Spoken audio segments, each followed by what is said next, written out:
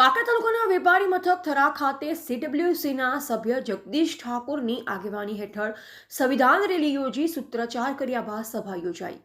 મળતી માહિતી પ્રમાણે કાંકરેજ તાલુકાના વેપારી મથક થરા ખાતે આવેલ નગરપાલિકા વિસ્તારમાં ગુજરાત કોંગ્રેસના પૂર્વ પ્રદેશ પ્રમુખ અને વર્તમાન CWCના મેમ્બર જગદીશ ઠાકોરની આગેવાની હેઠળ સંવિધાન રેલી યોજી સૂત્રોચ્ચાર કર્યા હતા, જેમાં કાંકરેજ તાલુકાના યુવા ધારાસભ્ય અમરતજી ઠાકોર, કાંકરેજ તાલુકા કોંગ્રેસ સમિતિના પ્રમુખ ગોપાળસિંહ સોલંકી અને પૂર્વ પ્રમુખ જિલ્લા પંચાયત ભૂપતજી મકવાણા સહિત કોંગ્રેસ પક્ષના કાર્યકરો અને પદાધિકારીઓ ખાસ કરી ઉપસ્થિત રહ્યા હતા, જેમાં અમિત શાહ દ્વારા કરવામાં આવેલ અપમાન બાબતે વડાપ્રધાન નરેન્દ્રભાઈ તેમને સાંસદમાંથી હટાવે તેમજ આંબેડકરનું અપમાન સહન નહીં કરે, હિન્દુસ્તાન કરે સાથે અમિત શાહ માફી માંગે તેવા લખાણ સંદેશાવાળા પોસ્ટર થરા ખાતે વેચવામાં આવ્યા અને 100 વર્ષ પહેલા ગાંધી બાપુને કોંગ્રેસે પ્રમુખ તરીકે વધાવ્યા હોવાની વાત કરી હતી, જેમાં સૌથી અગત્યની બાબત વિશે વાત કરીએ તો જગદીશ ઠાકોરે ભાજપ સરકાર ઉપર આકરા પ્રહારો કર્યા, જેમાં જય બાપુ, જય ભીમ અને જય સંવિધાન યાત્રા સમગ્ર ગુજરાતમાં 1 તારીખથી લઈ 8 તારીખ સુધી ફરશે અને સંવિધાન માટે લડત લડશે।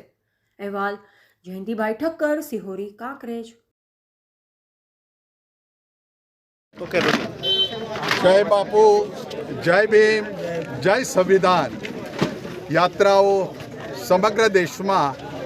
कांग्रेसे तालुका मथके चालू करी है। पूज्य महात्मा गांधी 100 वर्ष पहला कांग्रेस समितिना प्रमुख बेलगाम में बन्या था। एना 100 वर्षनी उजवणी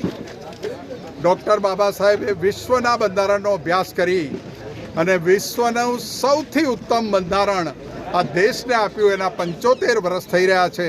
અને જ્યારે બાબા સાહેબ અને મહાત્મા ગાંધીની વિચારધારાને ખતમ કરવાવાળી તાનાશાહી હિટલરશાહી સરકારો કે પક્ષો આવ્યા છે,